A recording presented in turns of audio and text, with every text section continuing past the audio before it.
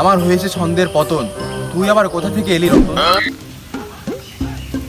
ছেলে ভাই পা যা, চলিয়া যাবে এরা। দূরে গিয়া খাবি, কিছু না কিছু পাবি। যা যা।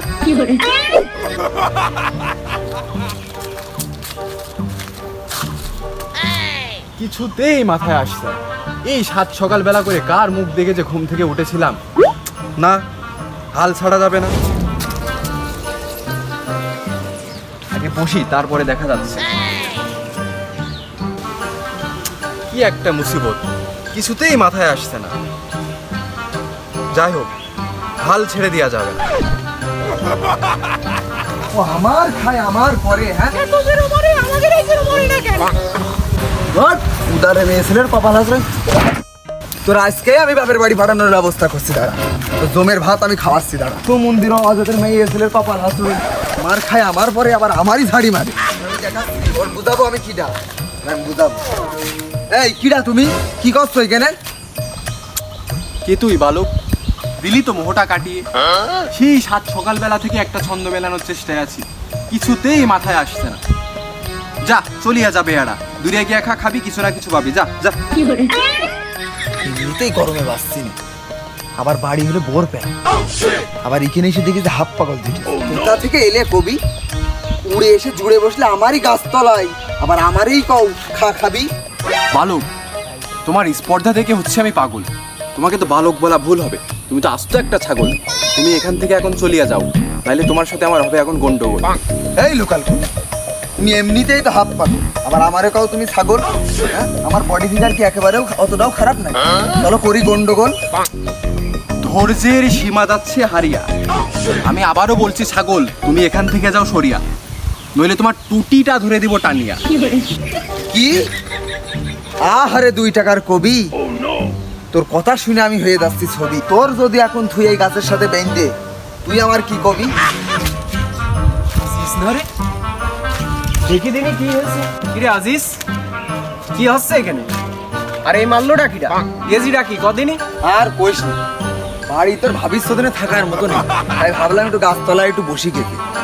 এসে দেখি এই মালপো তখন তে বসে আছে, কাল তালিয়া করে এই গাছ। তুই আবার কে? কোথা থেকে এলি বাছা? এখানে এখান থেকে চলিয়া যা, নইলে তোদের দুজনের পেছন থেকে দিয়ে দেবো কচা। এই ও কি করলি? বলছি না একটা ঢেলা মার ওর মাথা দেখে, বুঝুগো ঠেলা। না, এভাবে তো আর পারছি না। এত মানুষ মরছে, এসব উই পোকাগুলো কেন মরছে না? থাক, তোরাই থাক এখানে, আমি চলিয়া যাই আমার ছন্দের সন্ধানে। এই আয় আয় ছেড়ে আর ঢেলা খুঁজিস নাই, চলে গিয়ে যাই। এমনিই জোটে না ভাত, আবার লোকাল কবির উৎপাত, খাবারই যায় না এগের। এই জায়গাটা মনে হচ্ছে ফাঁকা আছে, এখানেই বসি।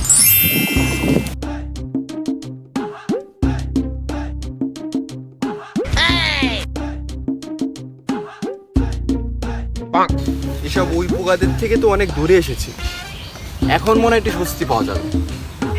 যাক, জায়গাটা বেশ সুন্দরই আছে, প্রকৃতিটাও অনেক সুন্দর। পাগল মন মন রে মন। এই লোকটা আবার কিটা? দেখে তো মনে হচ্ছে বিশাল ভাবনা চিন্তায় রয়েছে। চদিন যে দেখি কি পরিবেশ।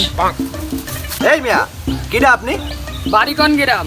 এই ভর দুপুরবেলা এই জঙ্গলের ভিতরে কি করছেন? বাধা আমার যতই আসুক, কিন্তু বাধা আমি মানছি না। পথের মাঝে গাধা এলেও গাধাকেও গুনছি না। এই তো আমার কথার কোনো দাম দিয়ে ঠাবাচ্ছে না। তাই তো দেখছি। আসলে একটা ব্যবস্থা করতেই হবে। কালকে খবর শুনেছিস নাকি রে? কি?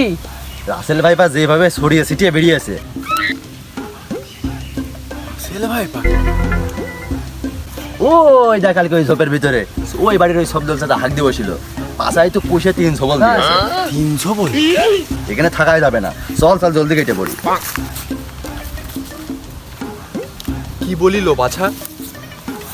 এখন তো আমার মারা লাগবে কাছা। চাচা, কোন প্রাণ বাঁচা। কি পাপ করেছিলাম, কি দোষ করেছিলাম? যদি একটু বলতে, তাহলে এই সাত সকালবেলা আসতাম না ঢলতে ঢলতে। আর পারছি না এদের যন্ত্রণা। এই মিয়া, কি হয়েছে আপনার? সকাল সকাল এখানে বক বক করছেন। একে থেকে আমার এই দিনগুলো হয়ে যাচ্ছে আস্তে আস্তে বিষাদময়। আমার হয়েছে ছন্দের পতন। তুই আবার কোথা থেকে এলি রতন? দেখে তো মনে হচ্ছে কবি কবি ভাব। তা বাড়ি কোন গিরা? করেন কি শুধু এই কাম নাকি অন্য কোনো ধ্যান? এখানেও ভ্যান ভ্যান, ওখানেও ভ্যান ভ্যান, তোকে আর কি দেবো জ্ঞান? তোর কানের নিচে এখন একটা দেবো, কার পর তুই শুনতে পাবি। এসেছিলাম মেলাতে ছন্দ, বেজায় বেঁধে গেল দ্বন্দ্ব। লিখবো না আর ছন্দ, হয়ে যাক এই জাতি অন্ধ।